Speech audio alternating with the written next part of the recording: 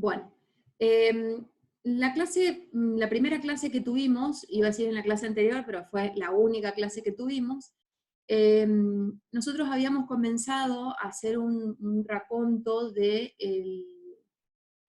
el primer punto de la bolilla 1 en el programa. Vayan teniendo a mano el programa, el código, lo que ya saben que vamos a utilizar.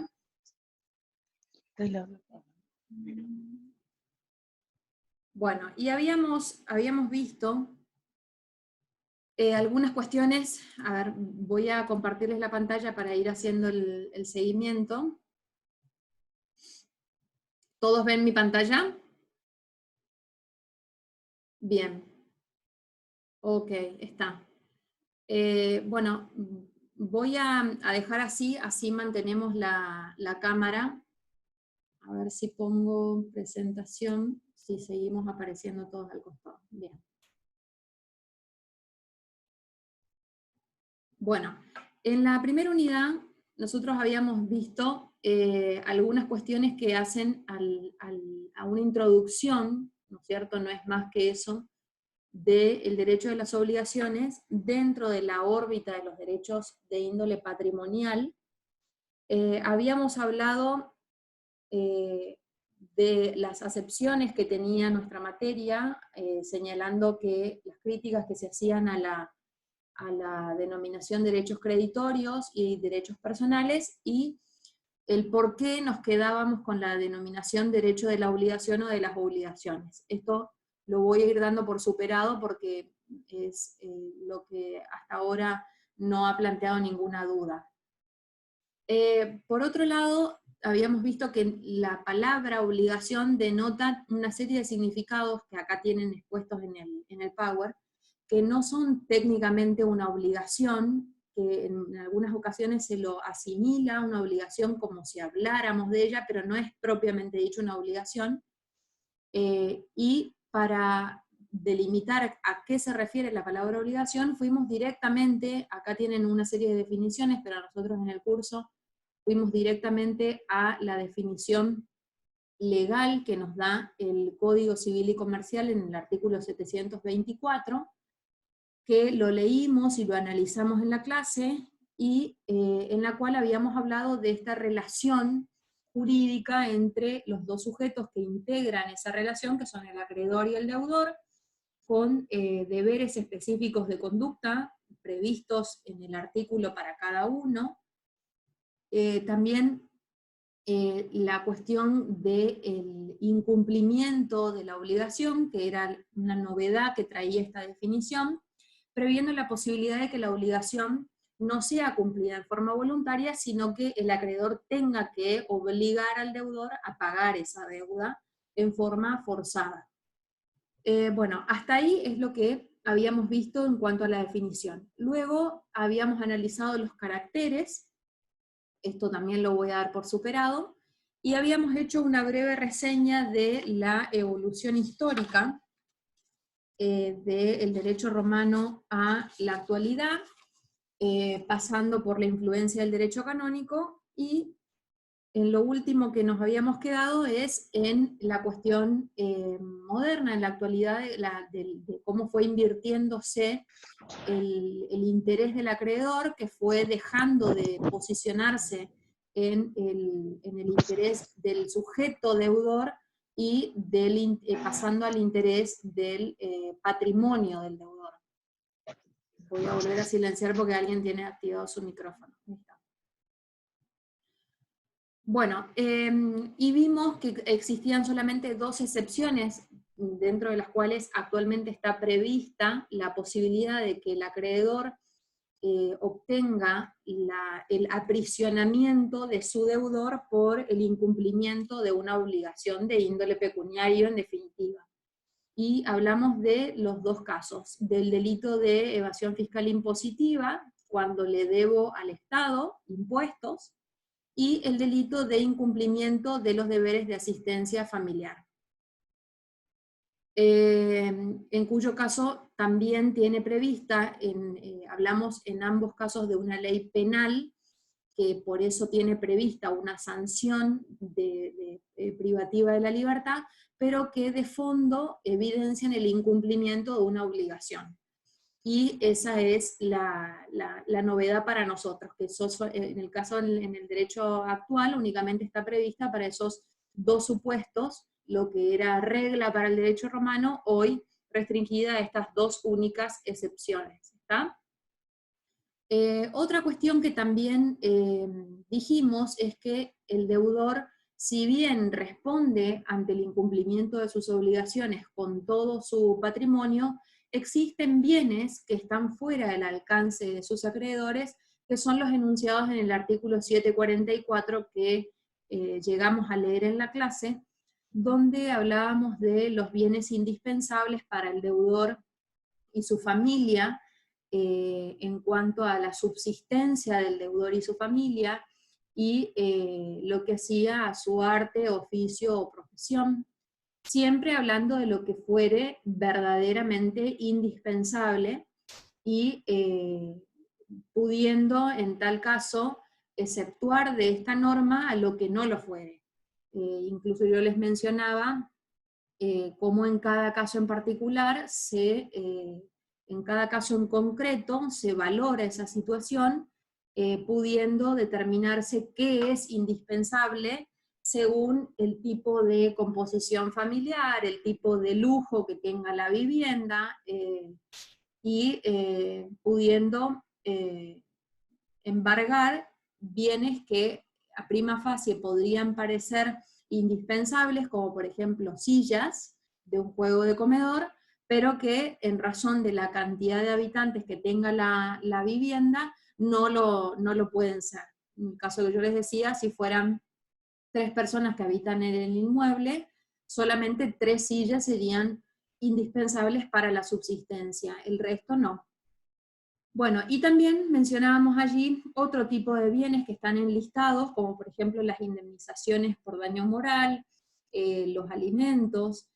También aparece acá el salario, y al igual que las jubilaciones, que son inembargables en un porcentual que obedece a una relación con el salario mínimo vital y móvil. Esto ustedes lo ven en profundidad en derecho laboral, no acá, pero ya tienen una idea de que uno necesita una parte de su salario para subsistir, ¿no es cierto? Si uno trabaja en una relación de dependencia o es jubilado, lógicamente que un acreedor no podría sacarles la totalidad de ese salario o de esa jubilación. Hay un porcentaje que sería inembargable, y eso va a depender de en cuánto se supere el salario mínimo vital y móvil. Bueno, hasta ahí es lo que estuvimos delineando en la clase anterior, y nos queda del primer punto de la... No, hasta ahí el primer punto. Nos queda, para continuar, el punto 2 de la bolilla 1, que es naturaleza jurídica de la obligación. Voy a dejar de compartir pantalla porque esto no es complicado. Hasta acá, todos me escucharon bien, nadie tiene alguna duda, algún inconveniente. Si quieren levantar los pulgares como tienen los micrófonos silenciados, entonces yo los veo. Bien. Bueno, en cuanto a la... A ver. Ahí está. En cuanto a la naturaleza jurídica, esto tiene directa relación con la evolución histórica que acabamos de decir y de recordar de lo dado en la clase anterior, porque las teorías sobre la naturaleza jurídica se relacionan tanto con el derecho romano como con su evolución. Por un lado encontramos un grupo de teorías que son las que consideran que el deudor es importante en su calidad de sujeto, de persona, que son las teorías subjetivas, para quienes, como les decía recién, es importante y el foco de interés del acreedor está en la persona del deudor, y su capacidad de cumplimiento de las obligaciones que contrae está en sus características, en sus habilidades, en sus aptitudes como ser humano. algo similar a lo que sucedía en el derecho romano, donde el sujeto deudor era asimilado a una cosa, como si estuviéramos hablando de un derecho real. ¿Está? Estas teorías fueron enseguida evolucionando a la par de la propia evolución histórica de la concepción de las obligaciones, en cuanto que el foco de interés del acreedor fue variando y fue posicionándose en el patrimonio del sujeto deudor. Es decir, el deudor es el sujeto de la obligación y no el objeto de la misma. Con lo cual, si yo considero que los dos sujetos están relacionados entre sí, bueno, tengo que ver cómo el deudor en definitiva va a garantizar el pago de su crédito, si no es con su propia persona. Y ahí es donde ese foco de interés va mutando al patrimonio del deudor y aparecen las teorías objetivas. Las teorías objetivas encuentran entonces su foco, su hincapié en el patrimonio del deudor. Es decir, es el patrimonio del deudor el que está sometido al poder de agresión patrimonial de su o sus acreedores. Hay otras teorías acerca de la naturaleza jurídica de la obligación, como por ejemplo van a encontrar o leer acerca de la teoría del deber libre. No es una teoría que haya tenido muchos adeptos en nuestro país, y la opinión de algunos autores en particular sobre este tema, por ejemplo, para Casó y Trigo Represas, todas estas teorías eran insuficientes y no representaban verdaderamente el espíritu y la esencia de una obligación, pero en definitiva hay una línea, una corriente doctrinaria que pareciera tener adhesión en el actual artículo 700, vuelvo a silenciar, 724 del Código Civil y Comercial. ¿Por qué? Porque hay una teoría, voy a volverles a compartir la pantalla,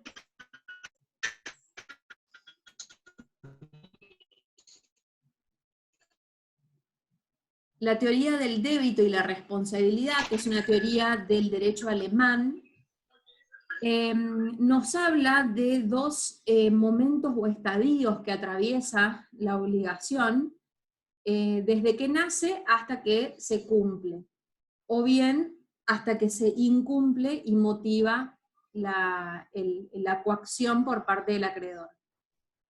Esta teoría dice que, como dice la lámina, la obligación es una relación jurídica compleja. Bueno, ¿qué es esto de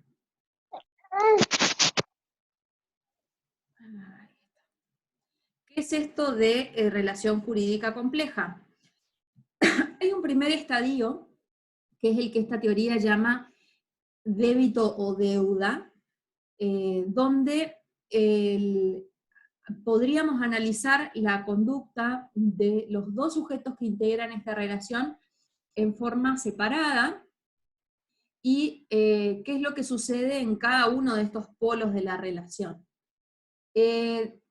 Pensábamos en que la obligación acaba de nacer, ¿no es cierto? El deudor acaba de contraer la deuda con el acreedor. Bueno, ¿cuál es en este estadio la situación de cada uno de estos dos sujetos? Bueno, como ven ahí, el deudor se encuentra en un estado de presión psicológica. ¿Por qué? Porque desde que la obligación nace para él sabe que algo le debe a alguien, ¿no es cierto? O sea, uno contrae un crédito con otra persona y está de algún modo sometido psicológicamente a cumplir con esa obligación. Sabe que en caso de no hacerlo es posible que sufra algún tipo de menoscabo patrimonial. Y sabe que la obligación, como hemos mencionado, nace para ser cumplida. Esa es la meta o la esencia de cualquier obligación. Uno contrae una deuda en miras a cumplir esa deuda o ese crédito. Ahora bien, ¿qué pasa con el otro sujeto? Si hasta ahí yo tengo un deudor que está simplemente sometido psicológicamente, ¿qué pasa con el sujeto acreedor?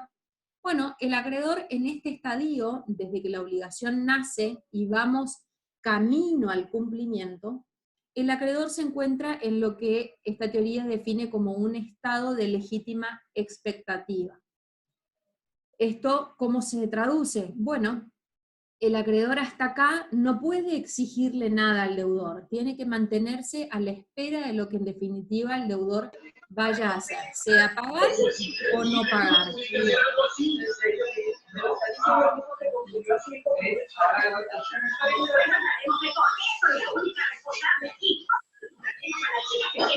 ¿Alguien tiene el micrófono activado?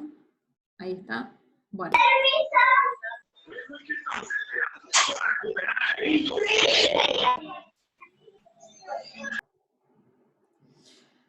Bueno, ahora bien, si está en estado de legítima expectativa, ¿eso qué alcance le da al acreedor? ¿Puede hacer algo en este estadio o debe mantenerse simplemente de brazos cruzados a la espera de lo que vaya a hacer su deudor? Bueno, no. El derecho lo ampara a ese acreedor. ¿Por qué? Porque imagínense que el día de hoy una persona viene a pedirles dinero prestado. Bueno, ustedes acceden a prestarles dinero y con plazo de cumplimiento de devolución de ese dinero en una semana. Pero resulta ser que el día de mañana, al día siguiente, toman conocimiento de que ese deudor está por irse a vivir al extranjero, que les pidió el dinero para irse a vivir a Australia, y sin claras posibilidades de retorno. Eso podría frustrar seriamente la posibilidad de cobro de ese crédito. Lógicamente que si esperan a la semana siguiente que venza el plazo estipulado, existen altas posibilidades de que no cobren nada. Bueno, ahora bien, tengo que como acreedor mantenerme en ese estado de legítima expectativa, y lo lógico indicaría que cuando el contexto es negativo y todo indica que el deudor no va a cumplir en términos su obligación, ese acreedor deje ese estado de expectativa y comience a hacer algo. ¿Qué es lo que podría hacer en este primer estadio o tramo de la relación? Podría cautelar su derecho, lo que nosotros vamos a estudiar un poco más adelante como medidas cautelares, herramientas que el acreedor cuenta, que el acreedor tiene y pide ante el juez para asegurar de alguna forma el cumplimiento del crédito. ¿Cómo? Por ejemplo, embargando algún bien del deudor. Simple y sencillo. Yo aseguro que al vencimiento de la obligación, individualizo el bien con el cual voy a perseguir la ejecución, y ya tengo asegurado que liquidando o rematando ese bien, yo voy a cobrar. Con lo cual, esto indica que no siempre el estado de legítima expectativa lo anula o lo bloquea al acreedor en este primer tramo de la relación jurídica. Si el deudor exhibe comportamientos que hacen dudar acerca de su pago oportuno, entonces el acreedor puede, lo que les decía recién, cautelar o pedir alguna medida conservatoria para asegurar el cobro de ese crédito. Bueno, la segunda etapa o tramo que tiene esta relación jurídica compleja de la que nos habla esta teoría es la de la responsabilidad o garantía. O sea, ustedes ven que el nombre de la teoría lleva por eso los dos tramos de esta relación jurídica. Ahora, ¿cuándo entramos a este segundo tramo o segunda parte de la relación obligacional? Justamente cuando el deudor no cumple la obligación en forma voluntaria. Llegó la fecha estipulada por las partes y el deudor no pagó la deuda, no pagó lo que le debía. Bueno, ya está, ya supimos, en definitiva, atravesó el acreedor todo ese estado de legítima expectativa y finalmente supo que su deudor no le pagó. Ahora, más aún, ¿debe aquí quedarse de brazos cruzados? Y no, lógicamente que si ya está definido que el deudor incumple con lo estipulado, entonces la situación debe cambiar. ¿Cómo quedaría acá entonces la situación de cada sujeto? Bueno, el deudor pasaría ya a un estado de sometimiento jurídico, ya no hablamos de una cuestión netamente psicológica o moral, sometimiento moral, como hablábamos en la etapa anterior, sino un sometimiento ya de naturaleza jurídica. ¿Qué significa esto? Que ya va a tener consecuencias de naturaleza legal, de naturaleza jurídica. No le va a ser gratuito incumplir el pago del crédito. Y por otro lado, el acreedor, que hasta ahí se mantenía en ese estado de expectativa, va a tener todo el poder de agresión patrimonial para ejercer sobre el deudor. Y ahí aplicamos derechamente lo que acabamos de ver en el análisis del artículo 744. ¿Por qué? Porque es ahí donde eso cobra virtualidad y aparece ese poder de agresión en miras a atacar qué bien del deudor voy a individualizar para liquidarlo y de esa forma poder cobrar. Siempre teniendo en cuenta esas restricciones de que no todo el patrimonio está a expensas de pagar el crédito que contrae ese sujeto, siempre dejando a salvo esos bienes que analizamos en el artículo 744, ¿está? Ahora, la pregunta que hace finalmente la doctrina acerca de esta teoría es si son dos elementos aislados o si en realidad son dos elementos que se encuentran verdaderamente fusionados, estos elementos de débito-deuda y de garantía y responsabilidad. Y bueno, y acá la doctrina es coincidente en que son dos elementos que se encuentran fusionados, por eso es que se habla de una relación jurídica compleja, porque no hay débito o deuda sin garantía o responsabilidad o viceversa. Fíjense cómo analizar esto. Podríamos hablar de deuda sin garantía. En principio no. ¿Qué significa? Que si yo contraigo una deuda, la obligación siempre va a llegar a la fase de la responsabilidad si yo no pago la deuda. Sin embargo, podríamos encontrar un caso de deuda o de débito sin garantía o responsabilidad cuando la obligación no es ejecutada en el tiempo que la ley me brinda. Lo que decíamos en la clase anterior cuando analizamos la temporalidad, si la obligación prescribe. ¿Por qué? Porque si la obligación prescribe, yo tengo un supuesto de débito sin responsabilidad, de deuda sin garantía. ¿Por qué? Porque esa obligación prescripta se transforma en lo que vamos a analizar en la bolilla, creo que es en la bolilla que sigue, o en la bolilla 3, en lo que se llama un deber moral, o lo que en el Código de Vélez-Sarsfield se regulaba como una obligación natural.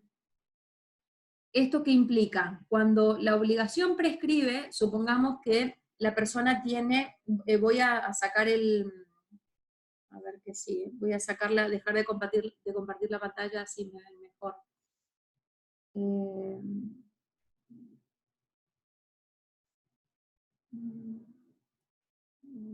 Dejar de compartir. Cuando la obligación prescribe, supongamos que a los 3 años del accidente de tránsito la persona no inició el reclamo legal, no instó la demanda para obtener el resarcimiento de los daños y perjuicios. Bueno, pasó el tiempo que la ley le daba, transcurrió ese plazo de 3 años, y la persona no hizo nada para cobrar el monto de esa indemnización. Bueno, ¿qué pasa del otro lado? Imagínense que ustedes hayan sido los responsables en ese accidente de tránsito. Y bueno, la persona responsable, por ejemplo, la que cruzó el semáforo en rojo y provocó el accidente, puede haberse mantenido esos 3 años en ese estado de expectativa y de sometimiento psicológico a expensas de que le llegue finalmente alguna notificación de demanda. Pero puede ser que aún vencido ese plazo, y ya teniendo con certeza de que la obligación ha prescripto, puede suceder de que moralmente la situación le siga pesando. No sé si me comprenden. Que la persona se siga sintiendo comprometida a resarcir esos daños ocasionados, los que causó con su responsabilidad, pese a no haber tenido no haber recibido ningún reclamo en particular. Ahora, si la persona se siente en esa situación y se siente comprometida moralmente, puede igualmente abonar esa deuda por más que esté prescripta.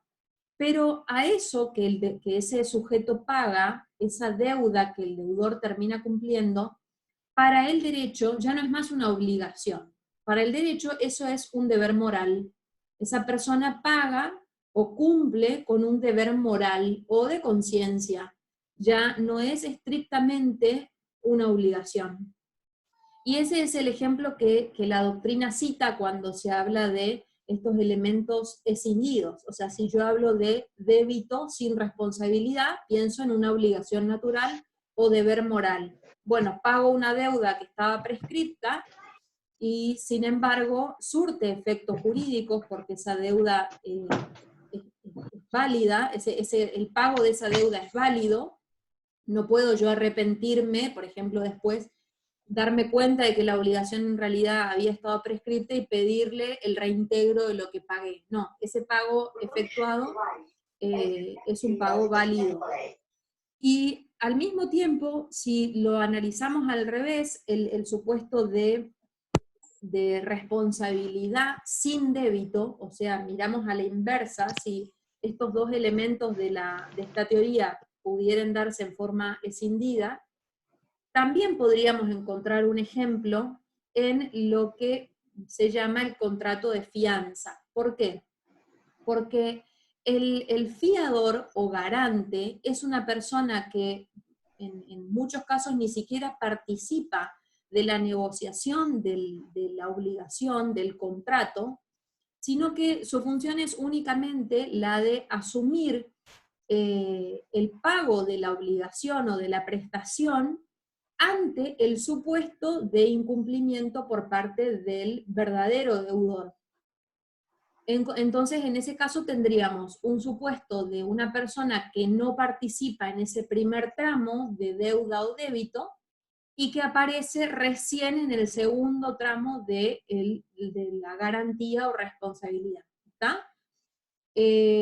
No obstante estos supuestos en que los elementos pareciere que pueden aparecer separados o escindidos, por regla no hay uno sin el otro. O sea, cuando hablamos de una obligación y analizamos su naturaleza jurídica, y tomamos esta teoría, adherimos a esta teoría, la idea, lo que esta teoría busca es que los dos elementos estén fusionados, que hablemos de una relación jurídica compleja o compuesta, con débito y con garantía ante el incumplimiento. Y como les decía al principio de este tema de naturaleza jurídica,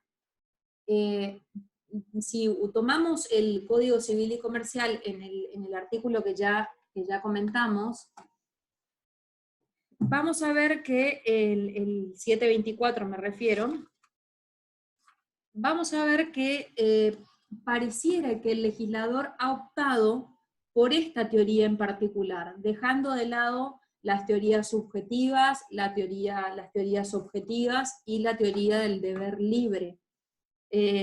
¿Por qué? Porque esta definición legal del 724 nos habla del primer tramo, en la primera parte de la definición, cuando nos habla de qué hace cada sujeto dentro de esa relación jurídica, y nos habla claramente de la segunda etapa, que es la de la garantía o responsabilidad, luego o sea, en lo que sería la última parte de la definición, cuando el mismo código nos dice, y ante el incumplimiento, a obtener forzadamente la satisfacción de dicho interés. Bueno, claramente el código está diciendo que tenemos una primera etapa de deuda o débito, y si el deudor no paga, entonces se abre esa segunda etapa o tramo en la relación jurídica, que es el de la garantía o responsabilidad. ¿Está? Bueno, ¿hasta acá alguna duda sobre naturaleza jurídica? Habilito los micrófonos. ¿Alguien tiene alguna duda acerca de naturaleza jurídica? Hasta ahora no. Bueno, ¿todos me siguen escuchando bien? Sí. Sí. Sí. Bueno, vamos a ir un poquito más para que tengan información necesaria para la confección del trabajo práctico, al punto que sigue, y con ese tema vamos a cerrar la clase de hoy para arrancar desde el trabajo práctico el jueves. El punto 3, silencio de vuelta los micrófonos. El punto 3 de esta unidad lo que busca es distinguir nuestra materia de otra parecida, pero y con la cual tenemos mucha vinculación, pero que se nos diferencia en muchas circunstancias que justifican hacer este análisis en este estadio. Hasta acá definimos la obligación, sabemos cuáles son los caracteres, analizamos la evolución histórica, sabemos cuál es su naturaleza jurídica y sabemos que no es obligación.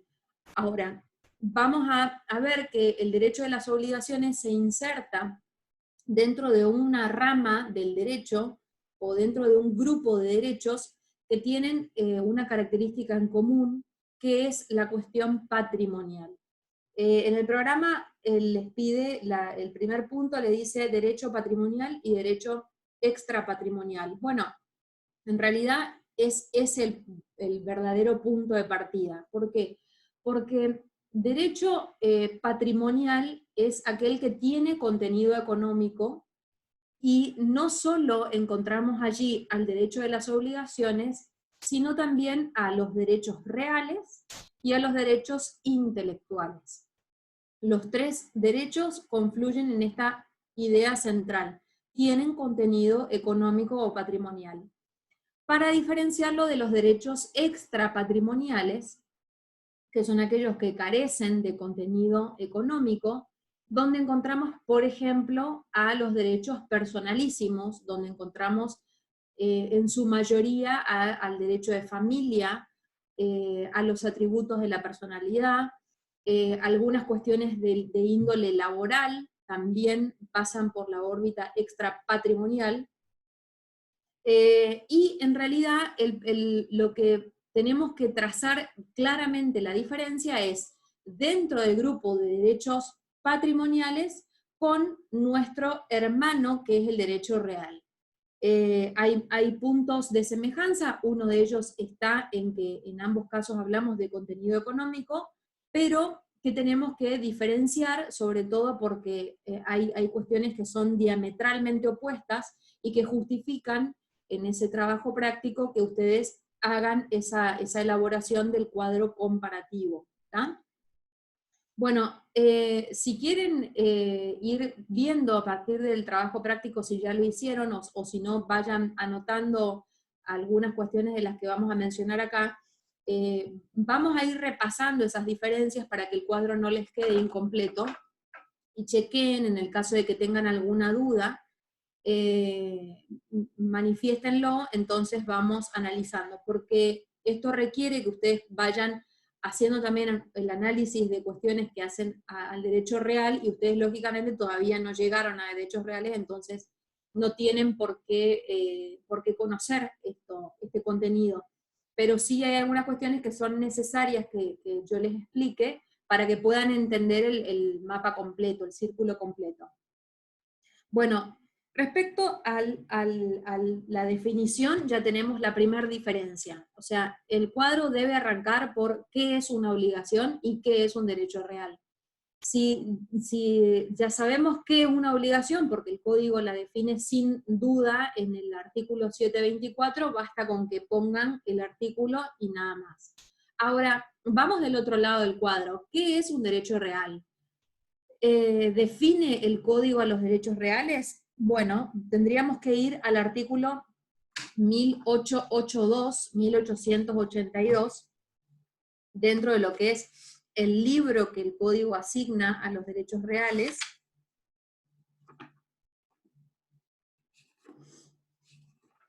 Lamentablemente acá no les puedo hacer leer el código, pero la idea sería que ustedes vayan acompañando desde su casa la lectura. Tienen en ese artículo la definición de un derecho real, y es el primer punto entonces de partida para trazar ese cuadro comparativo, o sea, la definición de obligación, artículo 724, y la definición de derecho real en el artículo 1882.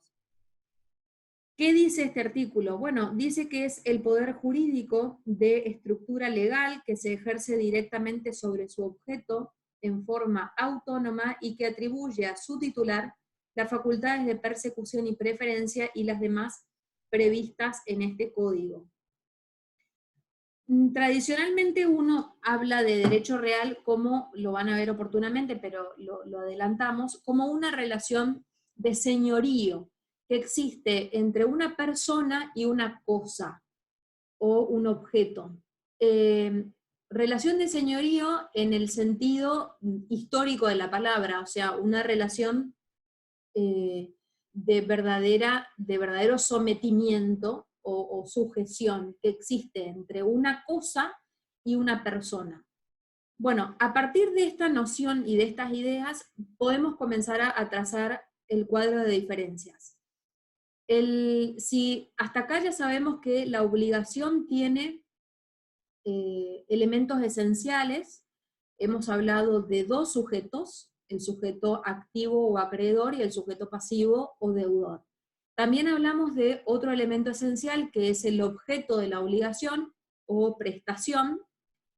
También mencionamos al vínculo jurídico como elemento esencial, y por último a la causa fuente, que era justamente de donde iba a emerger o a nacer la obligación, teniendo en cuenta que toda obligación nace de algún lugar, que no hay obligación sin causa fuente. Bueno, vamos del otro lado. ¿Cuántos elementos encontramos en los derechos reales? Principalmente dos. Un sujeto, que en este caso es el sujeto activo, y el objeto o cosa. Existe una corriente doctrinaria que habla de que en los derechos reales también existe o existiría un sujeto pasivo. Pero ¿quién es ese sujeto pasivo? Bueno, esta teoría dice el sujeto pasivamente universal. ¿Por qué? Porque en realidad, si yo me considero dueña de mi Código Civil y Comercial, yo soy el sujeto activo, el código es la cosa, pero existiría toda una sociedad, toda una comunidad que tendría que respetar ese derecho de dominio o de propiedad. Y por ende toda esa sociedad o comunidad se transformaría en el sujeto pasivo de esa relación. ¿Está? Igualmente es una corriente doctrinaria, no es digamos, unánime en la doctrina esa posición. Bueno, a su vez, ¿cómo es la relación entre los sujetos y la cosa o la prestación en nuestro caso? En el derecho de las obligaciones, el acreedor obtiene la prestación o llega a la prestación a través de la conducta del sujeto pasivo. Es el sujeto pasivo o el deudor el que de alguna forma le entrega, le da la prestación al acreedor. Por eso, si lo planteamos en esos términos, la relación del acreedor con la prestación es una relación indirecta y mediata. ¿Por qué? Porque lo hace por intermedio de la conducta del deudor. En cambio, en los derechos reales, la relación con la cosa es directa e inmediata. ¿Hasta ahí estamos? O sea, si yo soy dueña de mi Código Civil, basta con que ustedes miren la imagen nada más. Nadie se antepone ante mí, yo soy dueña del Código Civil y Comercial, y la relación con el código es directa, o sea, yo ejerzo el derecho de propiedad sobre el código sin ningún intermediario, e inmediata. O sea, no tengo que pasar por la conducta de ningún otro sujeto. A diferencia de la obligación. En la obligación yo tendría en el medio, suponiendo que el código fuera la prestación, en el medio yo lo voy a tener al sujeto deudor, que es quien me va a entregar la prestación a mí, ¿está? Por eso la relación en la obligación es mediata e indirecta, y en los derechos reales es directa e inmediata, ¿está? Otra diferencia es que la obligación únicamente surte efectos entre las partes. Esto lo mencionamos en la clase anterior. La obligación interesa e involucra únicamente al deudor y al acreedor, y eventualmente a los sucesores universales o herederos en el caso de que alguno de estos sujetos falleciera. Pero en principio no involucra a nadie más, o sea, a terceros los deja afuera. En principio, después, cuando lleguemos a este tema en particular, vamos a ver un poco más en profundidad el tema de los terceros, pero en principio eso es así. Ahora, en los derechos reales, esta situación, ¿cómo se plantea? En los derechos reales, yo ejerzo el derecho real, el más importante de los derechos reales es el de dominio o propiedad, y ejerzo ese derecho frente a toda la sociedad, como les decía, les mencionaba recién con el sujeto pasivo universal. Ejerzo mi derecho frente a toda la sociedad o comunidad. Por eso van a leer que estos derechos se ejercen erga omnes, en latín, erga omnes, contra todos. Por eso los derechos reales se llaman o tendrían carácter absoluto, mientras que la obligación tendría carácter relativo, relativo a los dos sujetos que integran la relación, ¿está? En cambio, el derecho real yo lo ejerzo contra todos. Yo soy soy dueña de mi Código Civil contra cualquier persona que quiera alegar tener un derecho sobre mi código, ¿está? Y en razón de que tengo ese derecho de propiedad, puedo, como el código menciona en ese artículo que leímos recién, puedo tener facultades de persecución y preferencia. ¿Qué significa esto? Que si alguien me desapodera del código, alguien viene a mi escritorio y se lleva mi código, yo puedo perseguir el recupero de la cosa a través de acciones que el mismo código prevé, como por ejemplo la acción de reivindicación. Por ejemplo, si alguien me sustrae la cosa o comienza a ocuparla con intenciones de apropiársela, yo puedo recuperar la cosa. O bien el derecho de tener siempre sobre ella el mejor derecho, como dueño de la cosa, yo siempre voy a tener el mejor derecho sobre ella, ganándole de alguna forma o anteponiéndome a otra persona que pueda tal vez tener otro tipo de derecho, ya no real, sino personal. Por ejemplo, bueno, lo tuvo en su escritorio 10 días y a partir de ahora se cree que es dueño del código. No, no, yo soy la dueña del código, entonces voy a tener siempre sobre ese objeto la posibilidad de recuperarlo. Eso es lo que el código llama como derecho de preferencia o de persecución. Aptitudes que no se confieren, que no existen dentro de nuestra órbita. El derecho personal no confiere este tipo de cualidades, ni de derecho de preferencia ni de persecución. Vamos a ver algunas excepciones, pero en principio no otorga esas calidades al titular del derecho. Bueno, otra diferencia es que los derechos personales o las obligaciones son ilimitados. ¿Qué significa esto? Que las personas pueden crear un sinnúmero de obligaciones. Por eso hablábamos de la atipicidad cuando vimos caracteres en la clase anterior, porque las partes pueden ponerse de acuerdo y en la medida en que obren dentro de un marco de licitud, pueden crear cuanta obligación les quepe, o sea, no hay un límite, no hay un numerus clausus respecto de esto, y van a ver que no existe una obligación igual a la otra. Sin embargo, no hay un catálogo cerrado como sí lo hay en otras ramas del derecho. Bueno, en el derecho real, en los derechos reales, sí existe un catálogo cerrado, o sea, existe un número de derechos reales creados por el legislador y no pueden crearse otros si no es por el proceso legislativo de sanción de una ley. O sea, no pueden Juan y Pedro ponerse de acuerdo y crear un derecho real.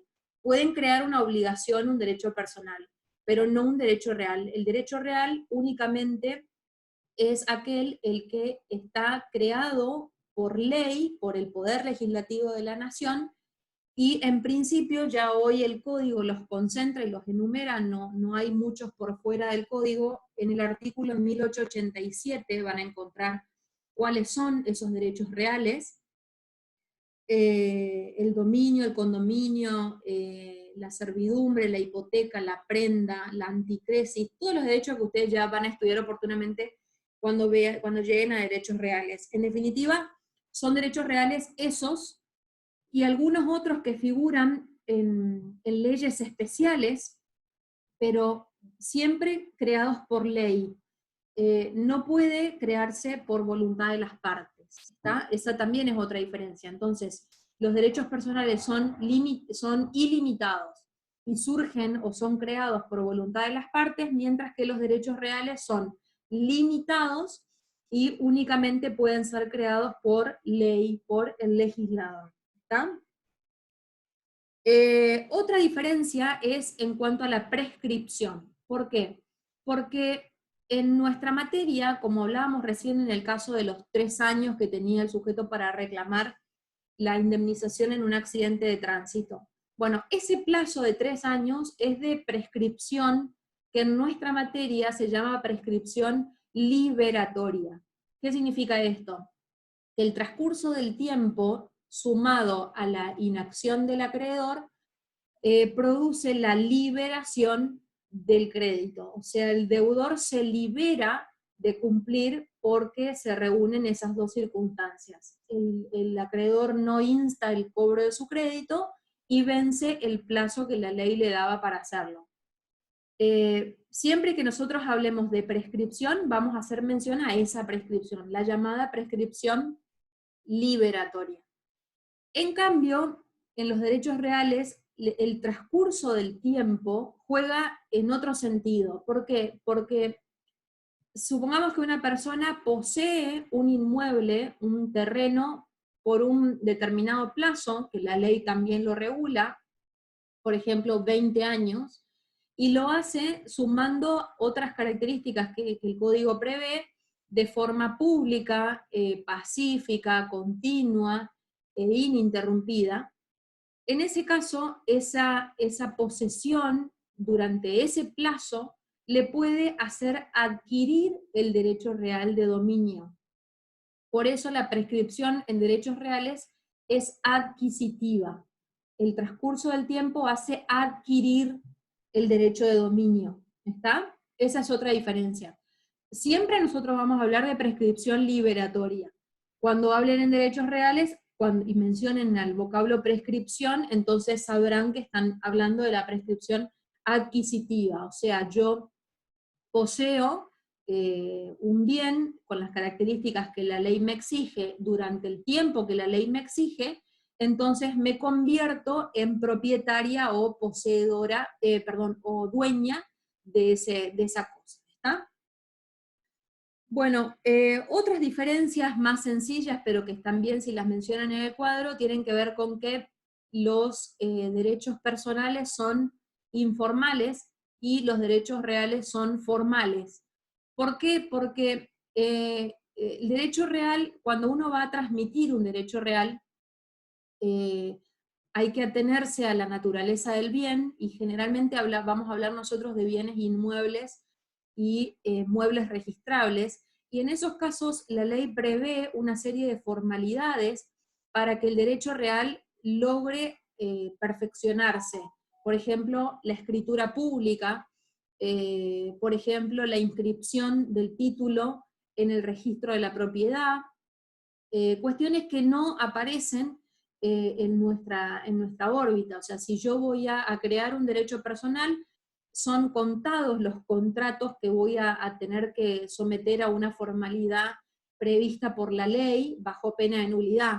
O sea, en general yo voy a suscribir o voy a poder celebrar obligaciones y contratos sin mayores formalidades, o en algunos casos bajo una formalidad no prevista bajo pena de nulidad, sino al solo efecto de contar con la prueba, o como se llama la forma ad probationem, de contar con la prueba de que se celebró un contrato, como por ejemplo el contrato de locación. O sea, yo voy a alquilar un departamento y la ley me dice que ese contrato de locación lo tengo que hacer por escrito. Ahora, no me dice que tenga que hacerlo por escritura pública, o que tenga que ir a un escribano a certificar la firma. Me pide que sea por escrito. Con lo cual, si yo hago un contrato en mi computadora y lo imprimo y ambas partes lo firmamos, la obligación para ambas partes ya nace. En ese sentido, es un contrato informal. O si lo tomamos desde el punto de vista de la forma, sería un contrato escrito, pero cuya formalidad escrita únicamente está previsto para que las partes acrediten la existencia y las condiciones de ese contrato, y en caso de no hacerse por escrito, no produciría la nulidad del negocio jurídico. O sea, todos sabemos que hay contratos de locación que se celebran verbalmente u oralmente. O sea, yo establezco las cláusulas con el dueño del inmueble y sin firmar nada el contrato nace. Ahora, ¿qué pasa si luego tenemos un problema? ¿Qué pasa si ese inquilino deja de pagar el alquiler o no quiere desocupar el inmueble? Bueno, tengo que ir a tribunales y tengo que decirle al juez que entre él y yo existe un contrato de locación. ¿Y cómo lo voy a probar?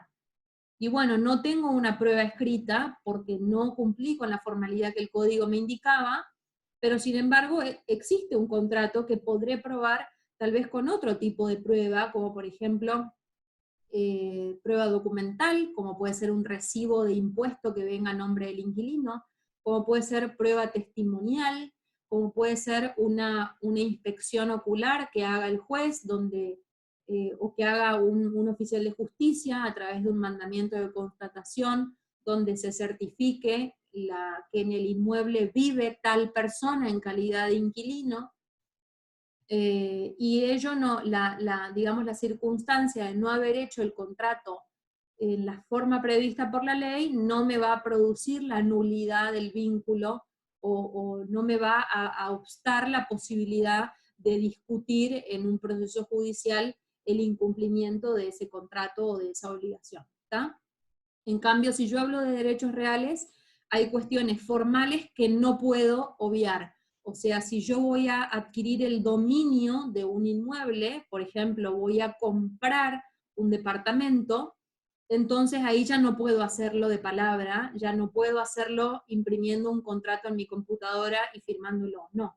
El código me dice que tengo que ir a una escribanía y tengo que suscribir una escritura pública, y luego tengo que llevar esa escritura pública al registro de la propiedad e inscribirla en el registro de la propiedad. ¿Está?